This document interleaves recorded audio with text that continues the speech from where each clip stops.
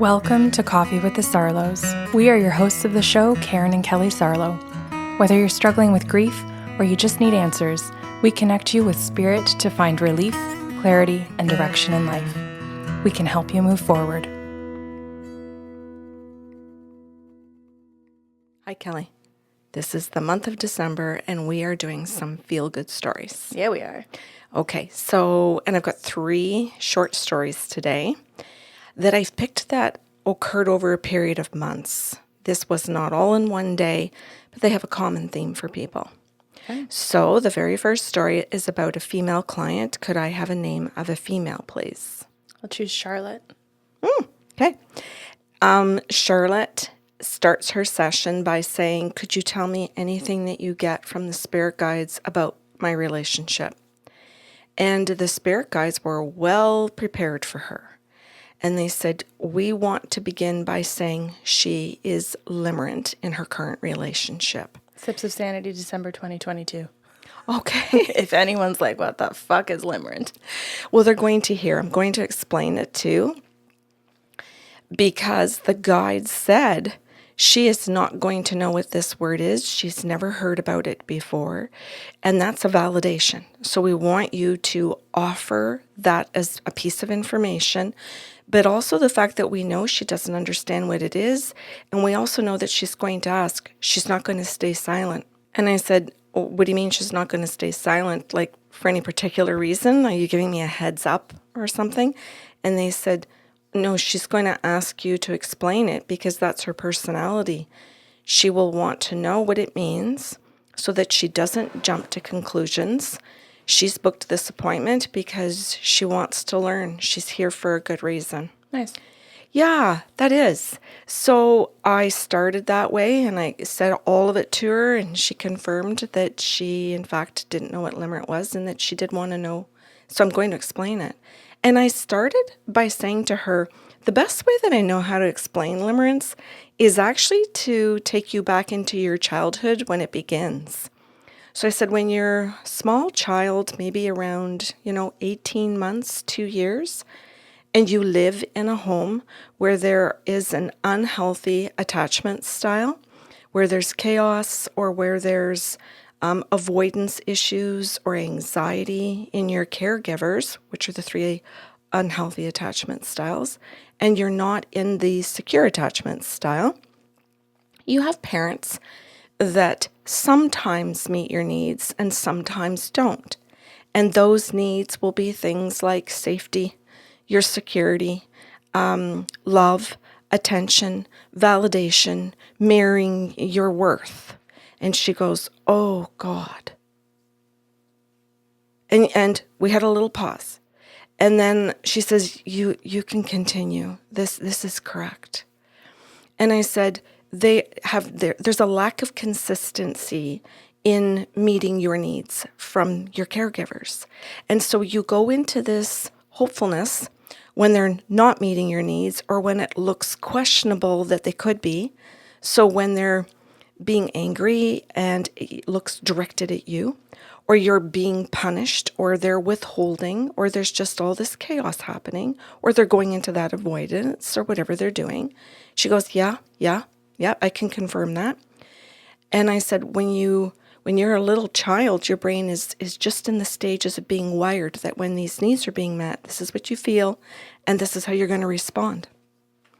But when it's inconsistent, or it's consistently unhealthy, your brain is wired into this hopeful state because you have no other choice. These people have to meet your needs. So you feel this hopefulness, you have this anticipation, this anxiety, you're waiting for this to occur. And now there's all kinds of things that get wired into that, your beliefs and your hopes, as well as your emotions and your responses and behaviors. And she went, okay, I get this. And I said, so this is what's called limerent. This is the best way that I know how to explain limerence to her without an education in psychology. So again, for everybody listening, if you're thinking, okay, maybe that's not totally it or whatever, do your research. Go and figure out more about limerence. So I gave her a reference of the book Love and Limerence. by Dorothy Tanoff. And she said, okay, and you could see that she was writing that down, and she sat back up and she's looking at me again.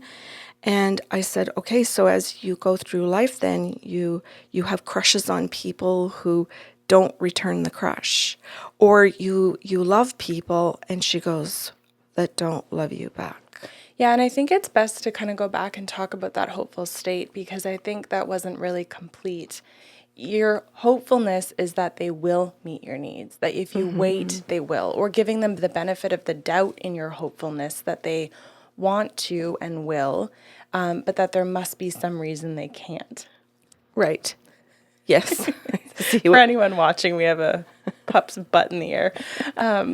Yeah, like you're in love with the potential is what that turns into as an adult, right? Or a young adult, is that you don't stay in the reality of the behaviors that you're seeing from another person and holding on to a real picture of how this person behaves. You hold on to this ideal that you're holding out for in your mind, which is what you've been trained to do with regards to your parents meeting your needs when they're doing it inconsistently in childhood. That's a great explanation. And so the rest of her session moves along in that direction where she asks those questions. Charlotte says, oh my God, and you can see her getting these light bulb moments of, oh God, I did that in high school. Oh my God, no wait, I did that in middle school. Oh Jesus, I think I did that back at the end of elementary. And then in university. And then, oh, you're describing my whole first marriage. And you can see her emotional roller coaster there of, oh God, but putting the pieces together that her feelings and her beliefs and this limerence is the thread that's running through all of her relationships in life and is explaining to her part in all of those relationships. And we had a fabulous conversation around her own part in it. And I said, does this help you? And she goes, my God, yeah. And I said, because the guides are saying that quite often you went into victim mode in all of those relationships and you villainized. Is that the right word? Villainized? You villainized. Or vilified. Pardon me. Thank you. You vilified all of the men, all of the boys, at different stages in life, including the husband, the dates, no matter what, no matter how long it lasted, the cycles of good and bad. And she goes, oh God, yes. She goes, and it's making me feel like really good. And I said, really good? And she goes, yeah. She goes, does it make sense to feel two opposite things at the same time? And I said, oh yes, I understand what you're doing. You are figuring out what your own responsibility, your own patterning. And she goes, patterning? I'm going to call it wiring. You said it was wiring. She goes, so now I don't feel like this was just all my fault. I don't need to feel victimized anymore, even though I understand that all of this began when I was a child, when you would think that point, that's when I'm really victimized, when I'm a child. She goes, but now I'm understanding, listening to this, that now I'm an adult, and today I want to sit in the fact that I want to claim my power, that as I understand how my brain was wired, that I'm no longer, as of this second in this session, I'm no longer a victim, because it's now up to me to wire my brain the way I want to wire it. And she goes, oh God. And then you see her have like another aha moment. And she goes, oh my God, Karen. She goes, I'm up and down and up and down. But she says, I'm totally understanding that this is my current relationship with the man I want to be with right now. But I'm understanding that the moments where I believe I want to be with him is when I'm being limerent. And that I come out of my limerence. And I said, yes. I said, so you step out of the cognitive dissonance. And she goes, okay. She goes, what's cognitive dissonance? She goes, wait, does cognitive dissonance mean that I'm in a non-reality? Does it mean I'm in a different reality? Is that a better word than the healthiest reality possible? And I said, you could word it that way. And she says, okay. She says, because I'm trying to figure all of this out, that in my current relationship, when I really see him for who he is, I don't want to be with him. I can't stand him. And she goes, but then I get this wonderful time with him. And when everything's really good, she says, especially at the beginning. And I said, well, yes, okay, there's a term for that too, but let's keep going. And she goes, and I try to recapture that. And so that's the limerence state then, because I'm hopeful that he'll return to it.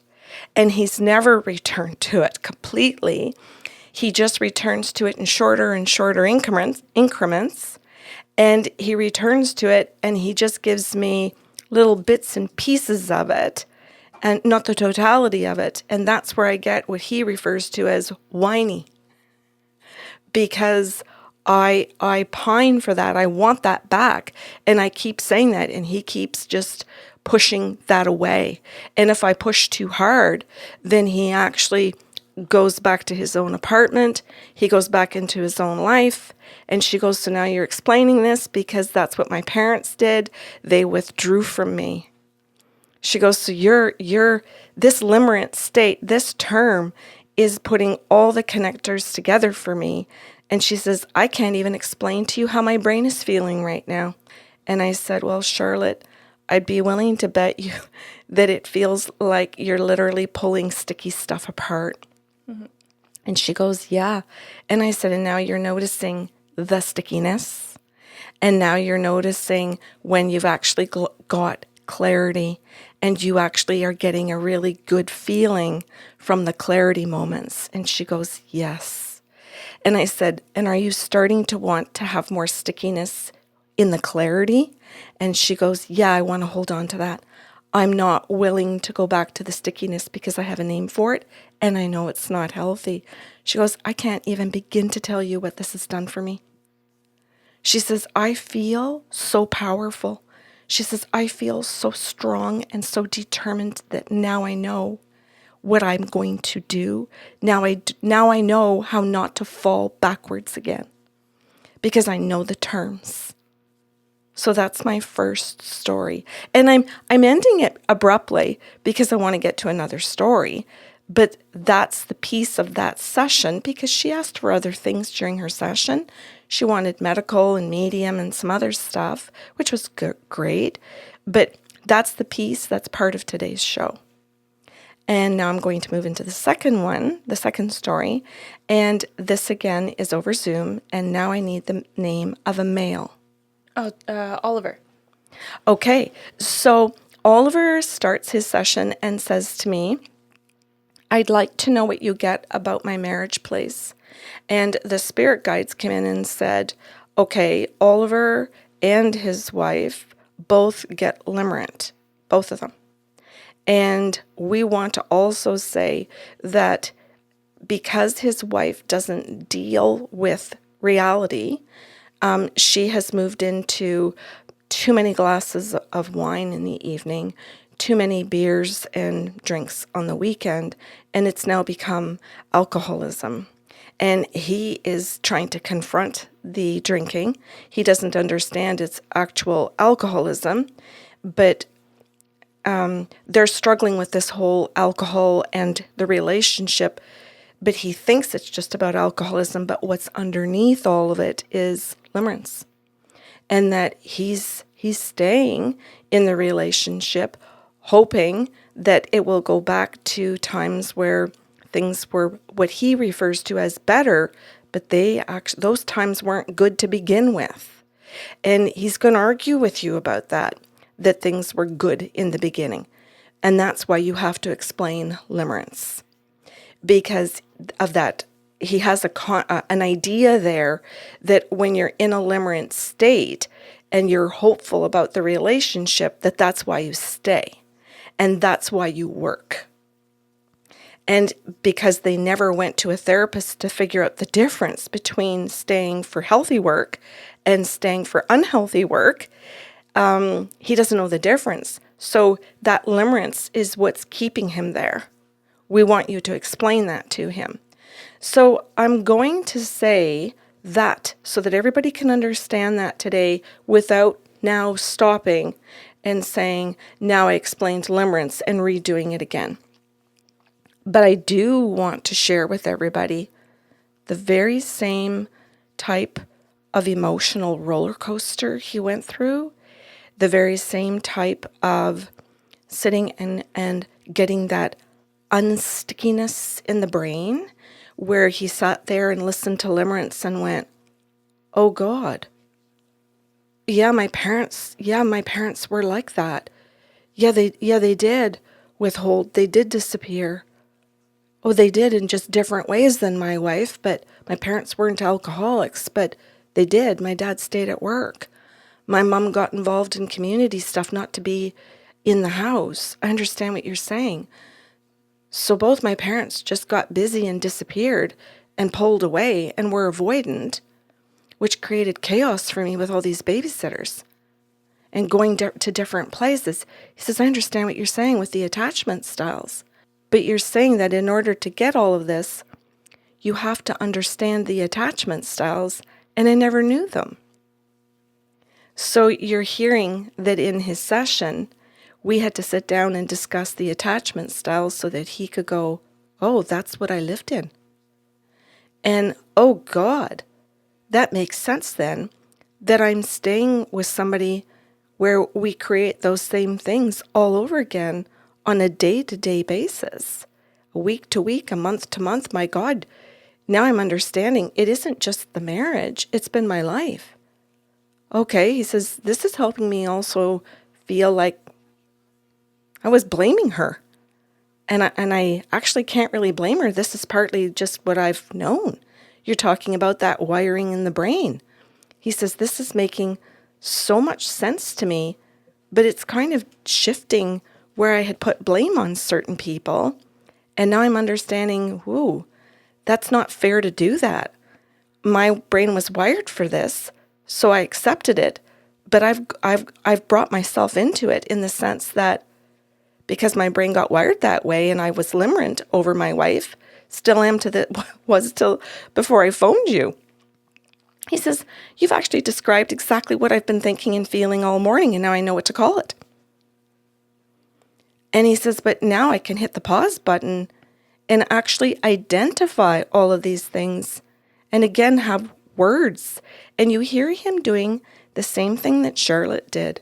You hear him saying how grateful he is to know the words and what it means to have that kind of education where you actually then can make sense out of your own mind and out of your own choices, your own beliefs, your own hopes, and your own behaviors and how you're responding to the people that you are frustrated with, happy with, hopeful about,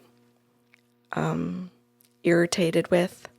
And so I said to him, which I wish I had remembered for Charlotte, I said, there is an emotional wheel all over the internet that might really help you identify all of the feelings that you can feel in a very short period of time when you're in this limerence state. And the feelings you feel when you pull yourself out of limerence and into reality. And he goes, oh my God, you're giving me a clear process to go through. He goes, you're telling me to sit down with the wheel when I'm in that state of hopefulness, which is what I was this morning. And I said, yeah. He goes, so I woke up in that. And he says, because it's a Saturday morning and I wanted it to be a good weekend. He says, but I do it every freaking Saturday morning. And he says, and she's pointing out to me that I have these moods on Saturday mornings. And he says, but now I know what the mood's called. He goes, I know what my brain is actually doing. It's not just a mood. And he says, so you're saying take the emotional wheel then, when I know I'm doing that, and highlight or circle all the words that I'm feeling when I'm in the limerence. And he goes, and then I'm starting to understand that as the morning goes along, my mood changes because I come out of the limerence when reality hits and I actually have to take the kids and drive them because she can't do anything because she's hungover. Mm-hmm. And he says, and then I'm in the vehicle and I'm doing the driving and I try and stay in the limerence state. But if the kids do something that throws my mood off or my day off, or I haven't had enough caffeine, you're talking about me coming out of my limerence, and the kids call it my crash, my caffeine crash. And he goes, it's not a caffeine crash at all. It's a reality check. And he says, and now you're telling me, and he says, and I can recognize that my daughters point out my entire mood shift. And he says, this is so helpful. He says, I could cry. He says, you're telling me and explaining to me so many things that my little girls have been trying to explain. But they didn't have the word limerence. But they're trying to point out the feelings and the moods in me because they're my daughters. And my moods are shifting and they're affecting them. And he says, I can't thank you enough. He says, it feels more like you've given me a therapy session. Mm-hmm. He says, than just channeling. He says, but I understand that you don't know me and you're not a therapist, and that you got all of this information from the spirit guides. And I appreciate both. And he says, how the hell did you find out the word limerent? I've never heard that in my life. And I said, we have an emotionally intelligent book club. And I said, I purposely read as many books as I can in psychology and in all kinds of areas in life to help people live a more emotionally grounded life with emotional intelligence. And he said, I would like to thank you for that, because it means that when the guides told you, you actually knew what to say to me. So his session 2 went on, Kelly, and he asked more questions, much like you explained earlier. We went into explaining the terms like cognitive dissonance so that he could say, geez, the cognitive dissonance then is when I'm outside of my reality, and the explanations for terms like that. And being able to watch him piece all of those things together. But I want to add one more thing before we go to the third story. His comment to me was, Karen, I choose to stay outside of the limerence for my own life. Mm-hmm. And he says, because I'm not happy in my marriage and I don't want to go in and out of these states anymore. But I'm also learning that it's my brain wiring that I have to change. Mm-hmm. And he says, I have fought therapy my whole life. And he says, now I'm understanding there's no reason to fight it. He says, I'm understanding that the therapist is the one with the knowledge about what limerence is. So they're going to have the knowledge to help rewire my brain. Mm-hmm. And he says, I have a brand new respect for anybody in any kind of field of psychology now. And I can only thank the guides for that. So then we ended his session. I'll say later because we did, more things for him. And then I would like to head into our third story. And the third story involves a woman. Okay, so I'll choose Sophia. At the very beginning of Sophia's session, she is the third story that says, can you tell me about, and then her topic this time is career.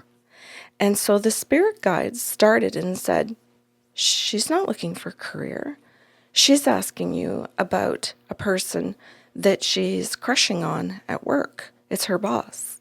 And she wants to know if all of the shenanigans, all the flirting, all the people-pleasing, ass-kissing, whatever you want to call it, is taking a good effect on her boss, and if her boss has a crush back on her.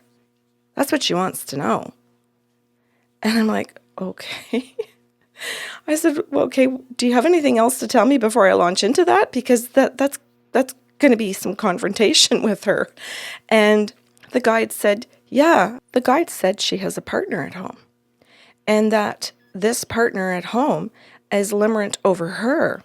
And she uses that limerent state to her advantage. That's when she knows exactly when her partner's pining for her, because she starts to whine. She starts to say, hey, where are you going? You're disappearing here on me. You're going to work. You're doing this. I'm talking to you. You're not paying attention. And Sophia knows, oh, she's really into me. So as soon as she sees that, she pulls away on purpose because it gives her control over her partner. And in that moment, she starts her daydreaming right then and there, right in that conversation, over the boss at work. And her limerence kicks in, and she starts daydreaming about this other person. So when her partner at home is saying things to her like, where are you? Mm-hmm. I'm talking to you. Where do you go when I'm talking to you? Instead of answering and saying, oh, I'm fantasizing about my boss. There's no way she's going to tell her partner that. She'll lose control. So she says things to her partner instead, like, you just want to control me. I think you're a narcissist. And so she goes into attacking her to create chaos. So the guide said, okay, you're going to have to tell her that she withholds and then starts to create chaos. And it's all about these states of limerence. But we want you to start with a story about limerence. We want you to tell her about the wiring of the brain going back to her childhood. Do exactly the same thing, because if you start that way, she's going to have empathy for her partner at home. She's going to understand that she needs to stop flirting and stop people-pleasing her boss and start showing up authentically, or she's going to get fired. Her boss is not into her and doesn't want this situation to continue. We want her to start cleaning up all of these relationships. And one of the things we want you to point out to her is that she constantly creates triangulation. The guides want the triangulation explained because she always chooses 3 people in a relationship. She wants to pick a partner who she lives with that she has control over because they are limerent over her. And then she goes off into work environments, she's done this before, where she's limerent, usually over a boss, where she does the very same behavior and wants that boss to respond to her. But as soon as the boss does, she will go ahead and have sex with them, then lose the job or get fired because the boss doesn't reciprocate, and then she shits all over her partner at home, ends that relationship, and then she starts the triangulation again. And what we want to do today is to explain that the limerence is at the bottom of all of this. So we're going to the core. So I did, and now you're hearing again, and this time in the third story, I'm going to say, because everybody's understanding this now that's listening, that she has her moments like the other 2 do, where she sits and goes, oh God, oh my God, my parents were like this. And once again, you see very clearly how important it is to go back to the childhood for the adult to understand their own thinking, their own behavior, their own beliefs, and the whole, all of the mess that they create in more than one area of their life. And yet, how all of the areas, the job, the home, the friends, their own thinking, their own health, all get connected. All by explaining limerence. Isn't that incredible? So we went through that together, and I want to say that she really comes at the end of the session to the same place as the first 2 stories, where she's very calm and she's very grateful to be able to say, holy jumpin', this is my brain. This really actually doesn't have anything to do about my boss, and I'm not even treating her well. Oh my God. And you can see where she goes into, I'll say a bit of shame, Kelly, at the beginning of it, to be like, oh my God, I can't believe I'm treating my boss like this. None of these bosses deserved this. I'm the one that made the mess. And then you can see where she also starts to understand where she's destroying these women who she seeks as partners. And that she does it right from the very beginning when she meets them, that she always picks a woman who is more into her than she's into them. And that she does that quite intentionally so that she can manipulate them and create this state of limerence in them and work it to her advantage. And she goes, Karen, is it fair to say I'm not a nice person? Yep. Yeah. And I said, absolutely, it's fair to say that. And I said, but do you notice that I'm not judging you in it? Do you notice that the guides are not doing any judgment? That we are simply wanting you to be well educated so that you come to that conclusion on your own. You can decide how long you want to stay in a state of shame, or maybe you don't, and you actually take all of the education that's been offered and you actually do the work to not go into that state again, and that you don't choose people that are limerent themselves and then take advantage of them. Because now you understand that their parents wired their brains for the very same hurt, for the very same pain. And so it brings me to the end here as to why I wanted to do this as a feel-good story for Christmas month. And the reason I picked this was because I sat there and the guide said to me, this is feel-good. Because every single one of these people ended their session with clarity, with education, with a self-understanding, with an ability to drop shaming themselves or abusing others, and came to a place of learning how to love themselves and learning that some of it isn't their fault, but that they now have more compassion for themselves and that they have a desire because of self-compassion to actually do the work for themselves and then for everybody else in their lives to become healthier people. And I thought, this really is a feel-good story, even if it's my version of one. Okay. And I'm hoping that there are other people out there that go, hell yeah, that's my version of a feel-good story too. People who were confused, who are not anymore. People who were hurting that don't want to hurt anymore. Okay, thank you for today. You're welcome. Thanks for listening to Coffee with the Sarlos. If you enjoyed the show today, help spread the love with a like, share, or review of the podcast. See you next Saturday with a brand new episode.